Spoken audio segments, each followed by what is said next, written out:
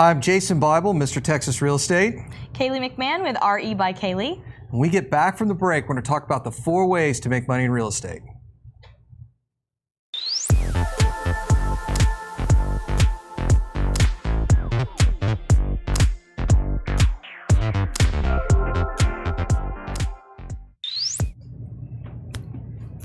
All right, welcome back. Today we're going to talk about the 4 ways to make money in real estate. It doesn't matter if it's single family, commercial, multifamily, office buildings, medical complexes, it's all pretty much the same. And that's wholesaling, flipping, buy and hold, and then lending. So those are 4 ways that you make money in real estate. So let's talk about wholesaling. Like, that's the thing. Everybody wants to get in. They're a brand new real estate investor. I'm going to wholesale real estate deals. So how do we wholesale a deal? What does that look like?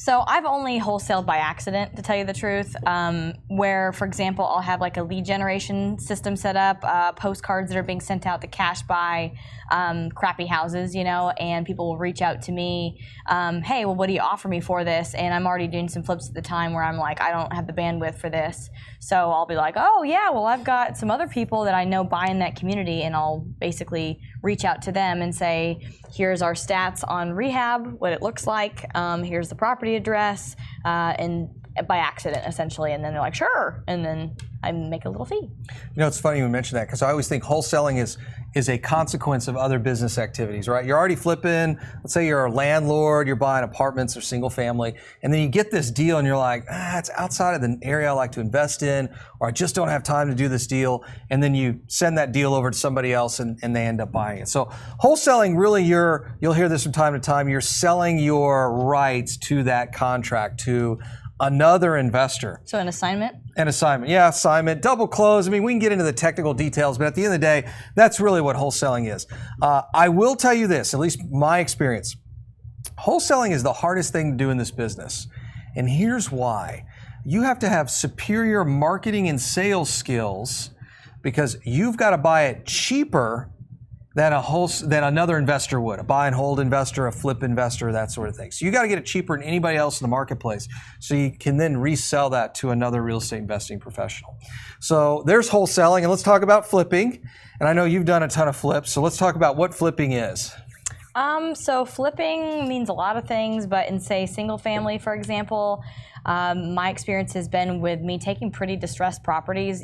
There's different levels of properties, whether it's like A, B, C, D, kind of property, and those all criteria mean different things. But basically, I've taken burnouts, or I've taken houses that, basically everything's wrong. The roof is wrong, the foundation's wrong, and people don't want them because it scares them. But when you have the right contractors in place or subcontractors in place, and you know what they cost, turnkey with their labor and parts and all that, you can kind of walk into something and say, I know what this will about cost, round it up, and then basically you do all of that work and take a house that's valued at, like the last one, I bought it for 20 and put 60 or so, 66 into it, and then the market, what it will appraise for is 117 to 120. And then so basically you sell it and make that difference in profit. So typically less than like 12 months, right? I mean, you're not holding on to these things for years. You want to get it flipped as fast as possible. I've got a crew that does it in 6 to 8 weeks. They're great. Yeah, fast as humanly possible. I've worked with some apartment flippers before. They buy really distressed, scary, giant crack house. It's really what it is, right?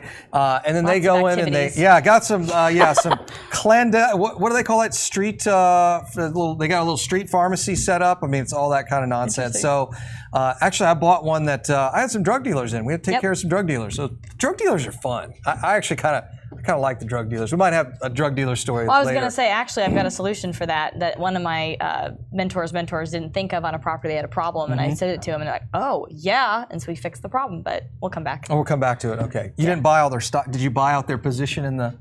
No, that would have been great. I want this market. I'm buying this market out. Anyways, so I work with some apartment flippers, and these folks will go in and they'll buy some really distressed stuff. They'll turn around.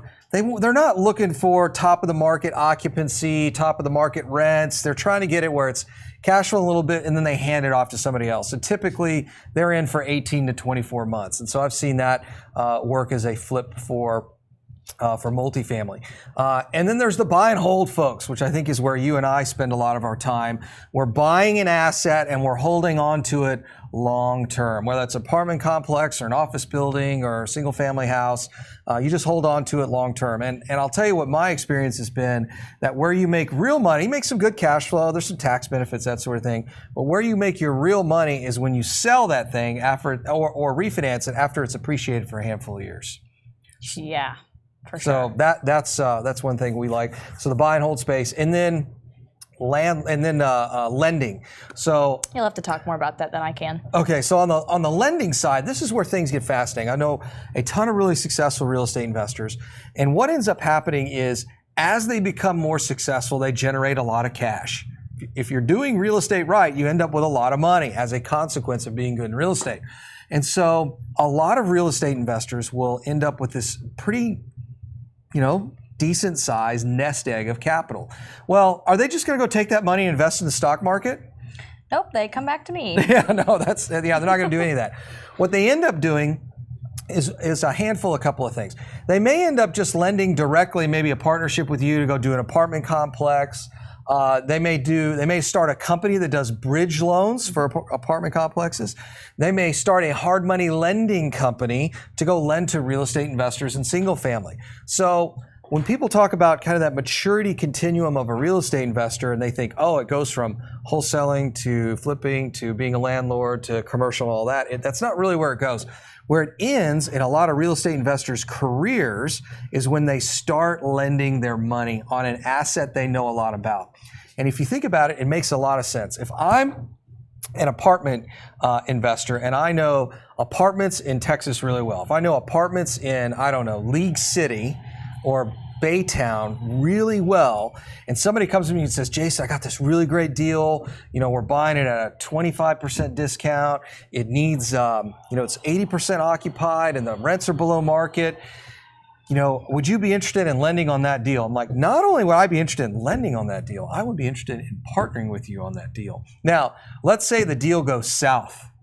Well, I already understand that asset. Like I'm okay with foreclosing on somebody, right? Because it's just another asset that I add to my portfolio. So where we find a lot of really successful real estate investors is they end up in that lending capacity or lending on those assets that they are absolute experts on. And so a lot of my private lenders and partners fall into that category. They were successful flippers, they were successful buy and hold investors, they were successful in commercial real estate and single family, and that's where they kind of ended up at, is in lending. So we talked in an earlier show about kind of picking what you want to do, right?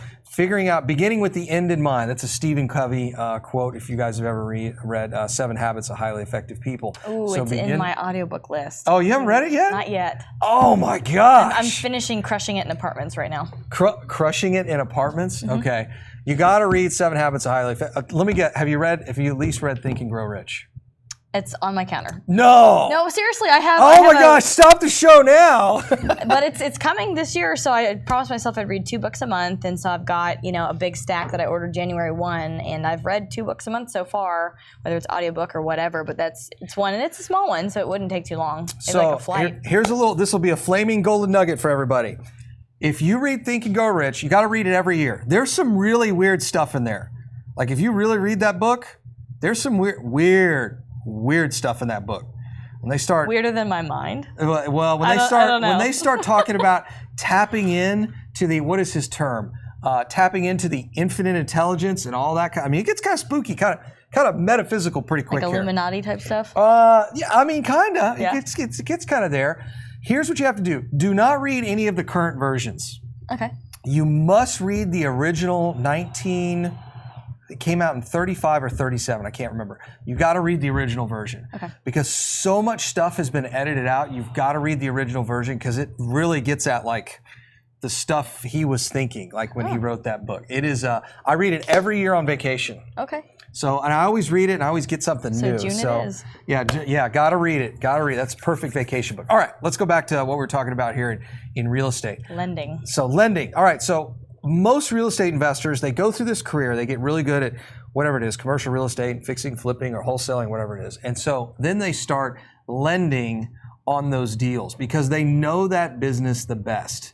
It's not like they're doing personal auto loans or weird stuff like that. They are lending on an asset class that they know a lot about. If you know a lot about an asset class and somebody brings you a deal, it's pretty quick for you to go, I want to invest in this, or no, I don't want to invest in it. Exactly. And then, of course, like you had said, you've got some mentors who are obviously very experienced where they say, hey, this is probably not a deal you should do.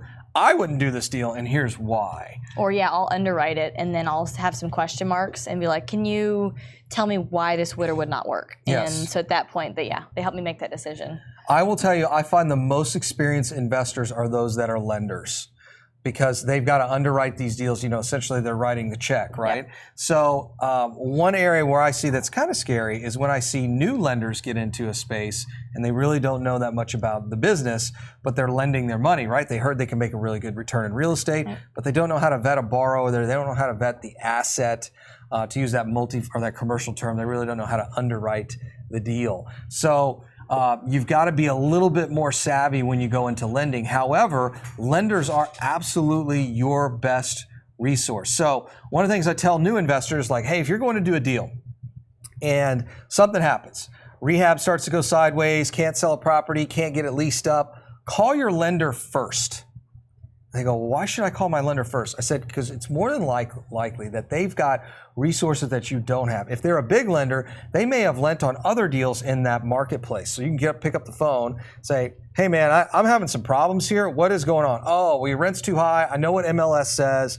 The rent comps are too high. It really should be here instead of here. Or your marketplace needs this type of rehab versus this. There's all kinds of resources they can give you. I'm a big fan of having a conversation with lenders first before I start reaching out to my mentors, because I like to talk to lenders, then I'll reach out to some of our mentors. So I think that's important. So anyways, there's 4 ways to make money in real estate. 2 of those are real estate businesses, and 2 of those are investment types. So real estate business, wholesaling and flipping, is a business. It's not real estate investing. A lot of people tell me, oh, Jason, I'm investing in real estate, I'm a wholesaler. No, you're not. You're not a real estate investor.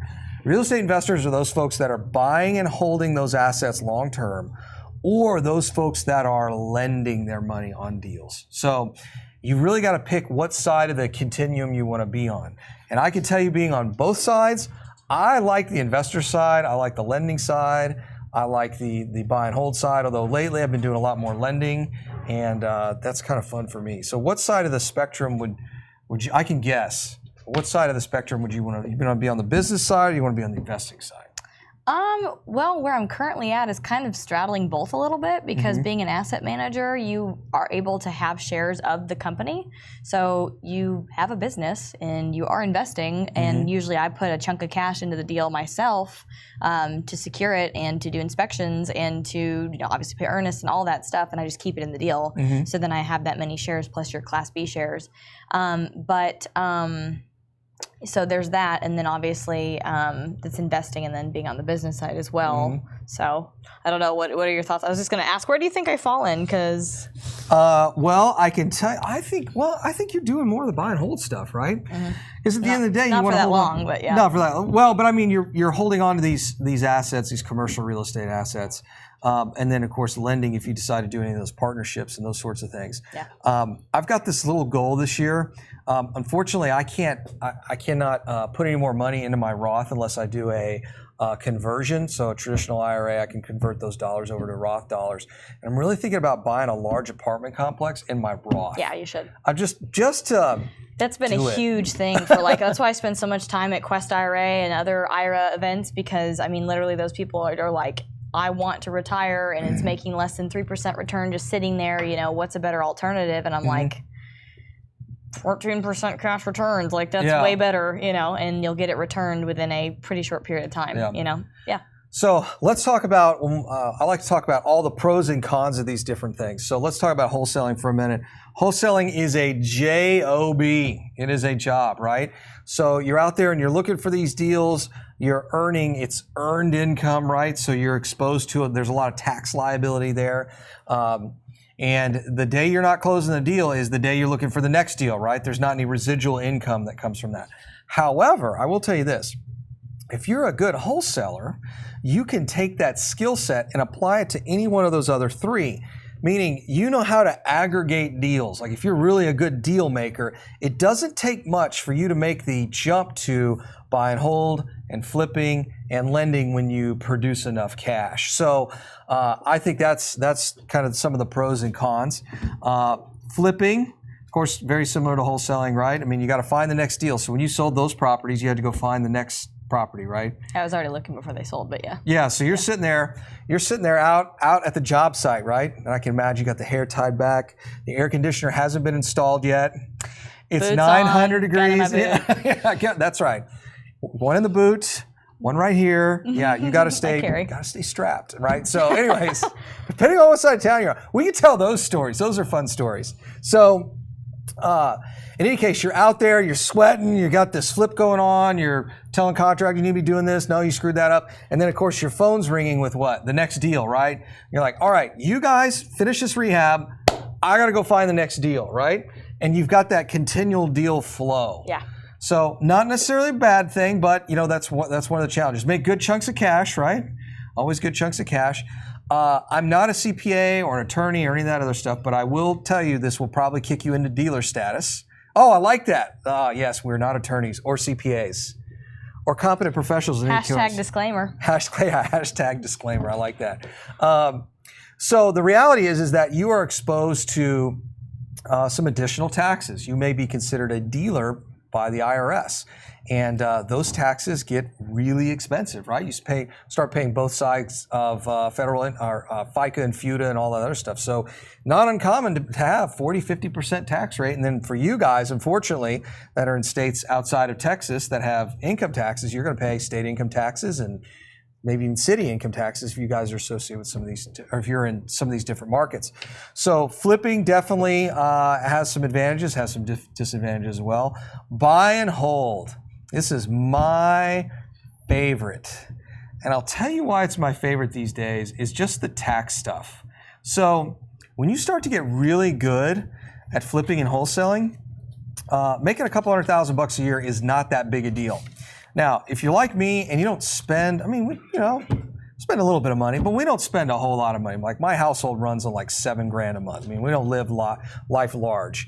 So it doesn't really matter to me whether I'm making $1 million a year or $150,000 a year because my lifestyle really doesn't change that much.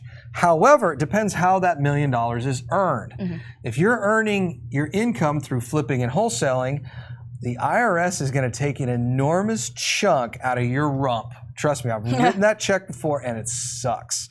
Unless you have an amazing CPA like me. Yeah. Well, there's only so much you can hide though, I can tell you that. So when you get over into the buy and hold space, you're able to shield a portion of your taxes or that tax burden when you buy those assets. And we talked about that actually at an event we were at a couple of weeks ago. So there's huge tax advantages to buy and hold real estate. Not only is it cash flow, you get some appreciation. Bonus depreciation. Yeah, bonus depreciation right now. Cost segregation. Cost seg is great. I was kind of surprised how few people knew what cost seg was. I was like, man, you can do cost seg in single family. If you guys don't know what cost segregation is, I highly recommend that you look it up. If you have a single family portfolio, if I were to guess over 10 or 20 houses, I would highly recommend doing a cost segregation study. It's really not that expensive and it's totally worth it in the long run. So you've got some amazing tax benefits in buy and hold. Of course, one of the challenges in buy and hold is liability, right? You're actually holding on to these assets long term. You have human beings living in these properties. So that creates an additional liability there. But I mean, there's some great advantages. And then lending. Let's talk about lending for a second. Great advantages. It's relatively passive. I hear people talk about passive income all the time. Oh, Jason, I want passive income, passive income. I want to go buy a bunch of rental properties, or I want to go buy a bunch of apartments. And I'm like, guys, it's not really passive. When you're principal in an investment, when you are the asset manager, when you're the person that owns those buy and hold properties, it's not completely passive. It's going to require a little bit of work. And so the only way I've really been able to figure out how to do things relatively passively is investing my money in deals. I can keep my kind of eye on keep my hand on the rudder, if you will, and kind of make sure the deal is doing exactly what it needs to with reporting and that sort of thing, and go by and check on the deal, but I'm not responsible for making sure the deal comes to fruition. So those are kind of the 4 ways to make money in real estate. So after that explanation, I think you pretty much fall into the buy and hold space right now as an asset manager, right? Okay. So that's where I think it kind of ends up at. So it's up to you guys what you think would be, the best. So how about we do this? We'll take a short break here, and when we get back, we'll talk more about how to make money in real estate and the 4 different ways to do so. Thanks for watching. Propelio.com. What does Propelio offer? Lead generating websites, access to true MLS comps, off-market lead lists, and deal alerts. Get them all today at Propelio.com.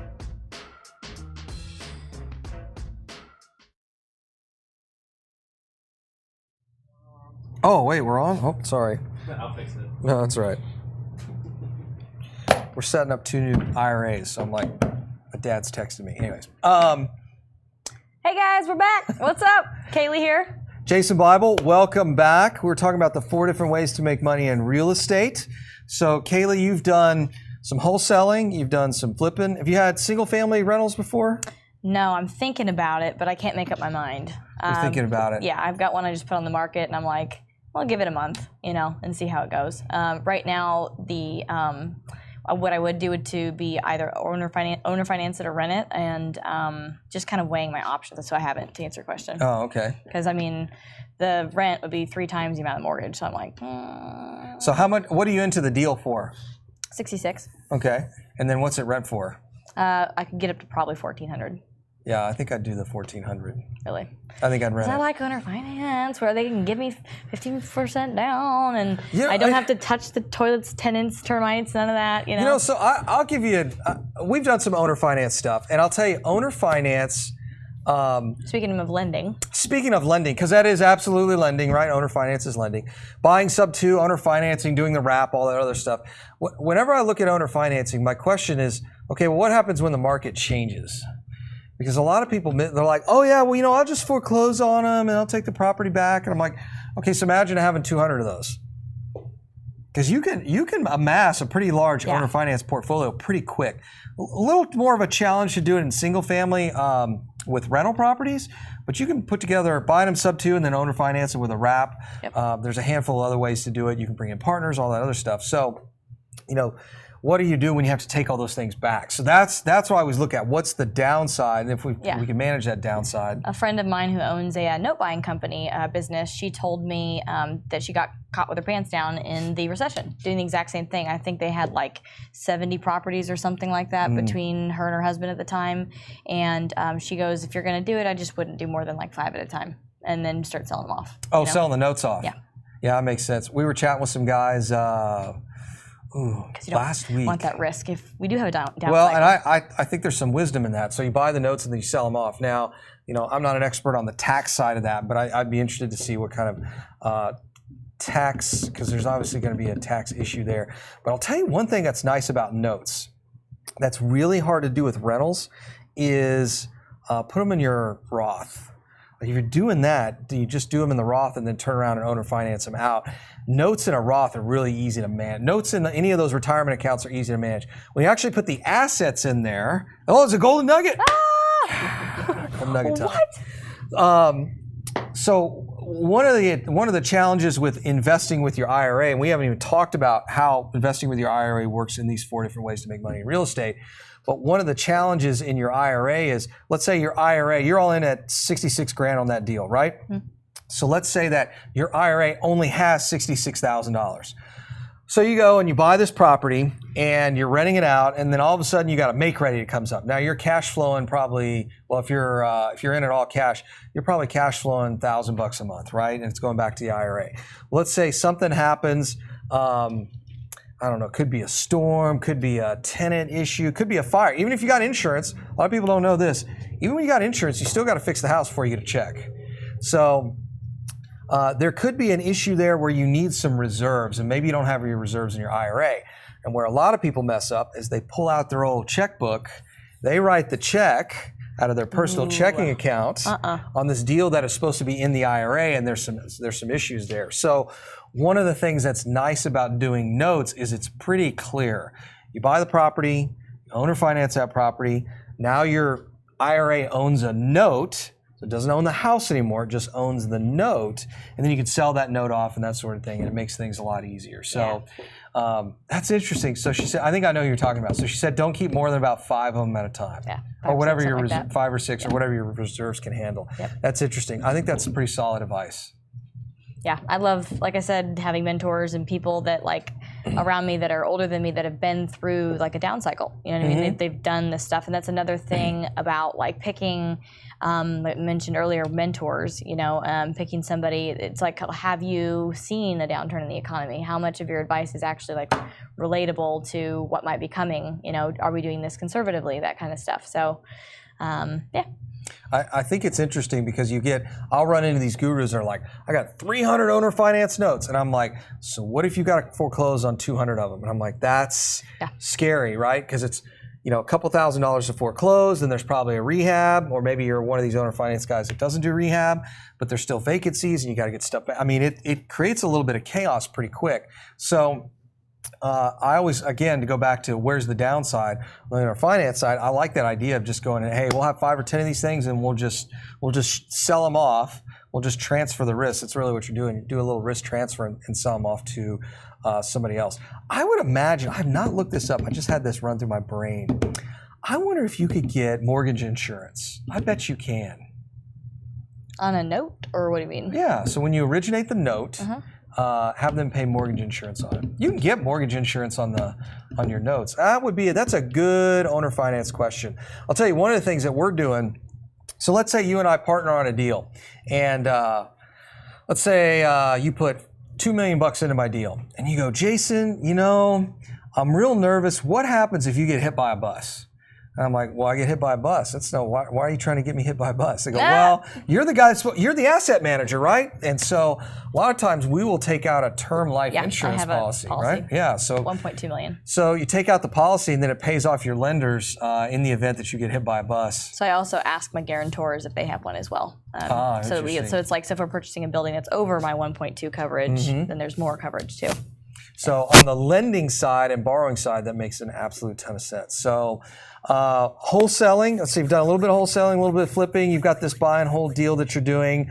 Lending, have you been a passive investor in any of these deals yet? No, not yet? Nope, I can't speak of it. Okay. And I feel like I should, just because, like, for example, one of my mentors said you kind of need to know how all your subscribers feel, when you send them out a MailChimp email, or you send them out whatever it is you're sending, or calls, or like I like to do videos, whatever it is that you do, like on the other end, you need to know how that feels, so I think I should, in the future here, think about it for sure. Yeah, it's interesting. So those are really the 4 ways to make money in real estate. And I don't know. I'd like to talk about each one in a multifamily lens. Okay. So obviously, it's easy to talk about, I guess, flipping and or buy and holds, because I mean, the way that I do them, it is like a long-term flip essentially. Yeah. So over time, you're value adding. And I'm curious, that's been a point of confusion. I don't know if you've dealt with that too, where you reach out to people and you're like, hey, here's this project, you want a certain % equity seat for this amount of money, whatever. And then they're like, oh yeah, I'm looking to buy an apartment. It's like, no, I'm not wholesaling these apartments. Yeah, I'm not sending them to you. Do you get that a lot? Yeah, I get, so we'll send out an email to our database. Great, and we'll you want to own it? Yeah, Slaps the sock. So I get an email like, oh yeah, we buy stuff like that all the time. I'm like, well, you're not somebody I'm looking for. And so I think that, to go back to when we talked about networking in a previous show, when you're networking with folks, you really got to have that clear, like, what exactly are you looking at? Oh, I'm an apartment investor. So this is another one where I'm like, okay. How do you, make it super clear? Like, oh my gosh, this is what I do. This is not what I do. Right. So this is what I will, this gets into my pet peeves. So somebody will say, I'll say, hey, what kind of investor are you? What do you do? And they'll say, well, I'll do anything if the numbers work. And I'm like, oh God, we got one of these guys here. And I know, because some of you guys say this to me. So I'll do anything if the numbers make sense. Well, what does that mean? Like, okay, well, here's this office. Here's $100 million office building. Numbers work. Well, I can't do that. That's $100 million. Okay, so what is it you really do? Oh, I'm an apartment investor. I'm okay. And then I'll say, okay, great. what kind of assets do you buy? What have you bought in the past? So when I have conversations with lenders like, hey, I would love to partner with you on a joint venture deal for an apartment complex. And I'm like, that's great. What have you done in the past?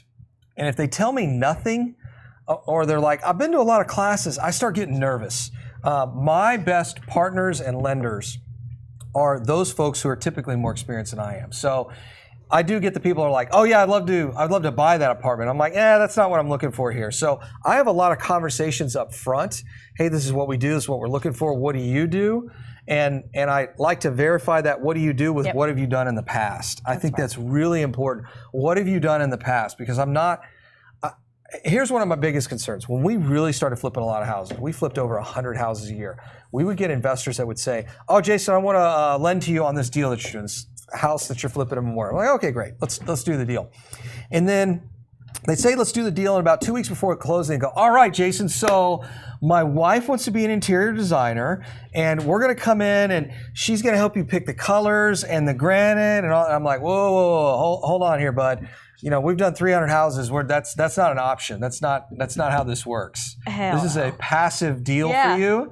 This is not Jason comes and teaches you how to do it. I'm like, and your wife, I'm sure she's got really great tastes, but we've done a couple hundred of these things now, and I think we got it down. So we're not going to need that kind of assistance. So one of the things that I'm always careful. That just happened today with a broker. Oh, did it? Okay. Oh my God. So this is a challenge that I run into from time to time, where they're like, I want to partner, and I would like to partner in the deal. I'd like to provide financially to the deal, but then I want to provide all this input. And I'm like, no, this is the guy that's got to do all the work, right?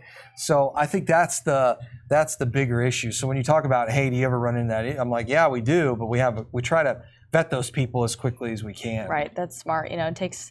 Yeah, because I mean, I've had 3 people literally today. One goes, oh, I got a buyer for you. One goes, oh, I got someone else, this, that, and the other. I find out one is not a buyer, they're a broker. Okay. And then the other one, they're looking to buy something outright. And I'm like, good for them. This is under contract via me. Like, I'm not assigning it. It's my project. Yep. And then the other one, I usually go unrepresented as the buyer because I'd rather go face-to-face with the owner. I'd rather, sit there. And if we have a discussion where there's like some environmental issues, or if I need some more days, before closing, or whatever it is, if I'm able to just have a sit down and talk to the owner and say, hey, look, this is what you're dealing with. What are we going to do? You can just talk it through. Whereas if you have the representation, sometimes it gets in the way, or all they care about is what the contract says, not what everyone needs to get it done. He was talking about his compensation. I go, no, I don't mind at all. You're giving me this group of people essentially that would be putting in on the deal, and all good. We go through. I'd give you a referral fee or work that out, however it is, a percentage of my acquisition fee, whatever. But then he is like, it's typical that we would get 7 to 10%. And I was like, of what? Of what? Yeah. And I said, of my acquisition fee. Fine, that's fine. And that's even generous, And he goes, well, unless you're willing to do 3%. And I was like, not of the purchase price. Yeah. That's my entire acquisition fee. Like, no way. So he was basically getting in the way of them getting business done and me getting business done. So that was frustrating because I don't think this person understood. Like, if I sent him my underwriting and he could read it and see that it says, this is the acquisition fee, this is a total purchase price, this is manager or management fee, that, it would make more sense, I think, what I meant by a percentage of the acquisition fee. And I said, I'll even give you shares too, if you want, whatever. We'll work it out. But yeah, so it got in the way. And that happens a lot when people are like, I want to buy outright, or what. You have to vet them. I run into, more often than not, I run into wholesalers that are bringing me deals. And very nice people, very sweet people, but I'm like, you need to get out of the way as soon as possible. I have a gal right now that sent me a deal, and she said, hey, it's a 465 unit apartment complex, 64, something like that, $34 million. And she said, and you need to tack on my 4% finder's fee. I'm like, 4% finder's fee on a $34 million deal. Okay. I'm sure that is going to work out real well with my lender. Call my lender. Yeah, I was just going to say that. Yeah. Good luck with that one, Haas. So they don't understand it's not an all-cash deal. Well, no. That's the best part. So it says at the bottom of the email, it says, "Hey, Jason," because what's happening now is people are tagging me in posts. Yeah. They're like, "Jason, here's somebody's got a deal." I'm like, "Okay," and I'll look at it. So she sent me an email, "Hey, somebody gave me your contact info. Here's a deal: $34 million, 4% acquisition fee. By the way, it's as is, cash only." And I'm like, "What? Oh my God, please!" Yes, it's like, yeah. Okay.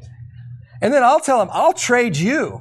How about that? I'll take the 4% and you can go do all the work, right? So I said, and so I sent a nice polite email back and I said, hey, have you closed a deal like this before? Right. No, this is my first apartment deal. And I'm like, okay, now we've got, and then, I didn't even look up the address. And I looked the address up. I'm like, damn it, this thing's on LoopNet. I'm like, what are you doing? Yep. So, one thing nobody has access to LoopNet. Right, they do. But one thing I've found to wholesalers to be good for when it comes to apartment buying is that they generally have a personal relationship with the seller.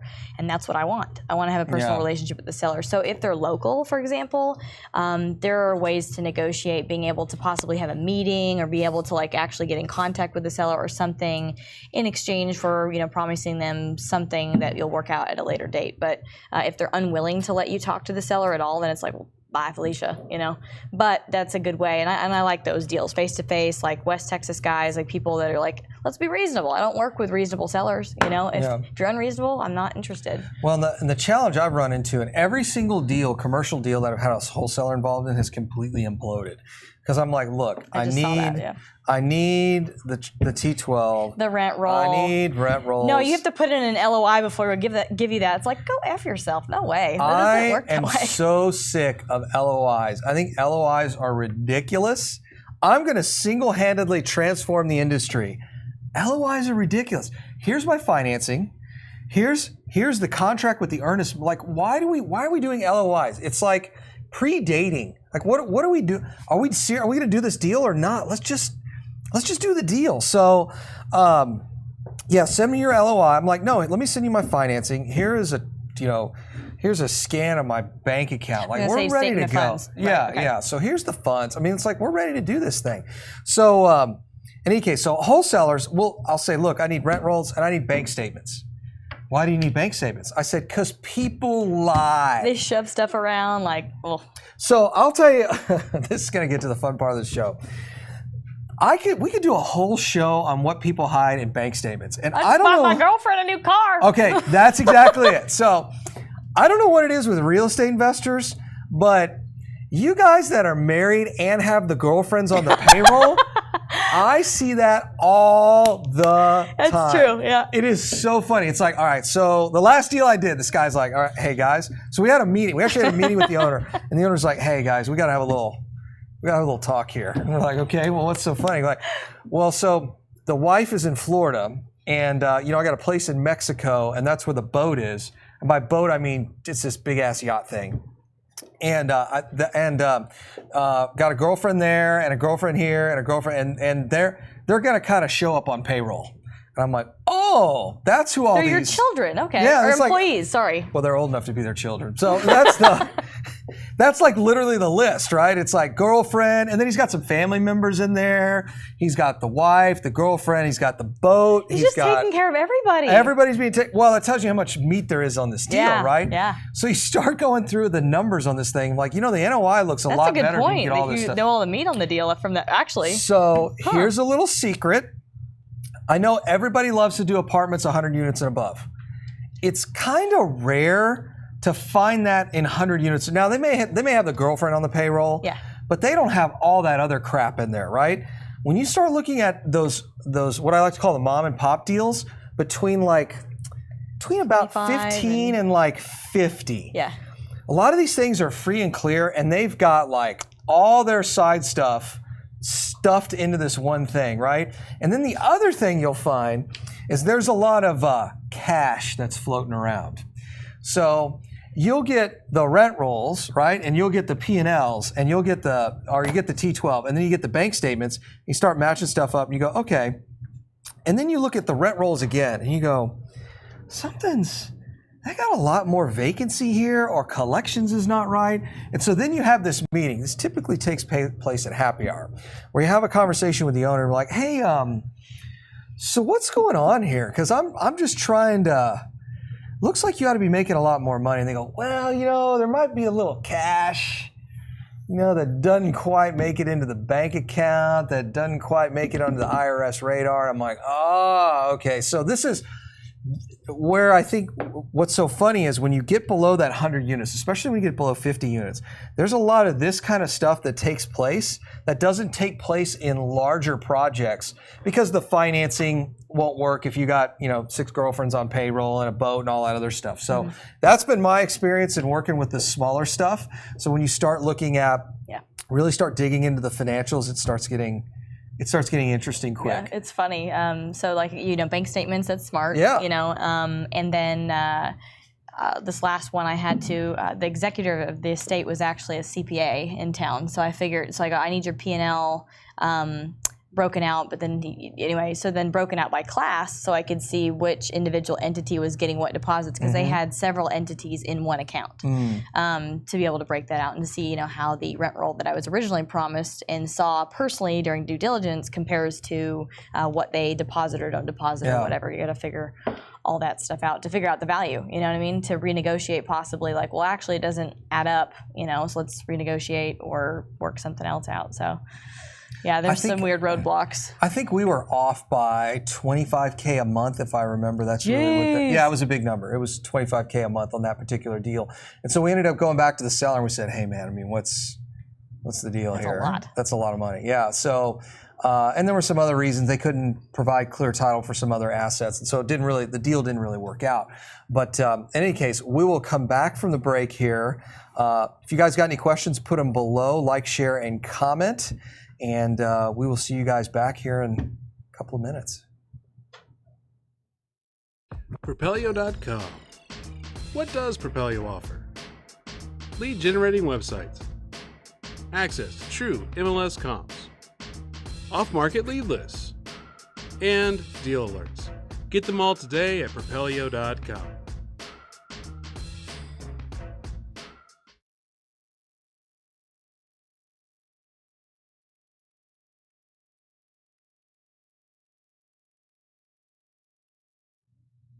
All right, folks, welcome back. Jason Bible, Mr. Texas Real Estate. Kaylee McMahon, RE by Kaylee. So we're going to wrap up today 4 different ways to make money in real estate: wholesaling, flipping, buy and hold, and lending. Final thoughts? Final thoughts. So it just seems that those 4 ways to do everything apply across multiple different disciplines. It's like, we were talking multifamily, how that applies. Commercial, I'm sure the same thing applies, wholesaling deals, doing buy and holds, different structures.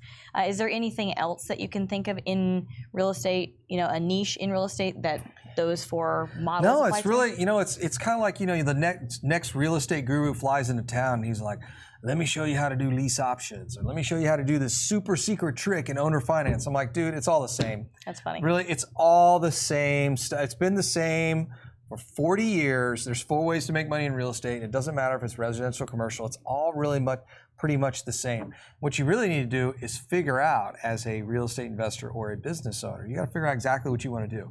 And that, I think, is the hardest part. Yeah. What What is it you want to be when you grow up?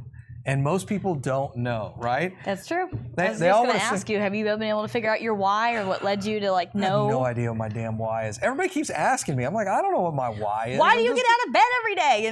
That's what I mean. I think at this point, it's just fun. I just like doing this. This Yeah. is fun for me. And, at some point, I will get tired of this and I'll go on to start another business. Actually, I have this idea for a brewery right now. That might be a whole nother show. But What? As long as there's some kind of samples or something, that sounds good. yeah. Oh, yeah, absolutely. There's always samples. There's always samples at the brewery. So, all right, guys, we want to thank you so much for watching.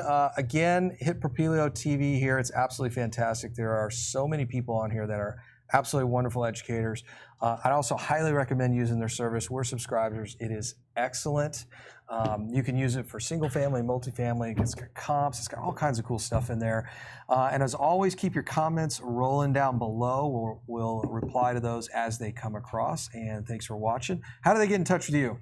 Hey guys, you know what? You can just email me. Easy. Kaylee, Kaylee at @rebykaylee.com. You can find me. I got a private Facebook group, Jason Bible, Mr. Texas Real Estate. I share my deals with you guys, my numbers, kind of my daily vlog and blog, if you will, for real estate there on Facebook. So thanks for watching so much, and we will see you guys next time. See y'all soon. Propelio.com is sponsored by Noble Mortgage and Investments, Batch Skip Tracing, Think Multifamily, CreativeCashflow.com, and Lifeonaire.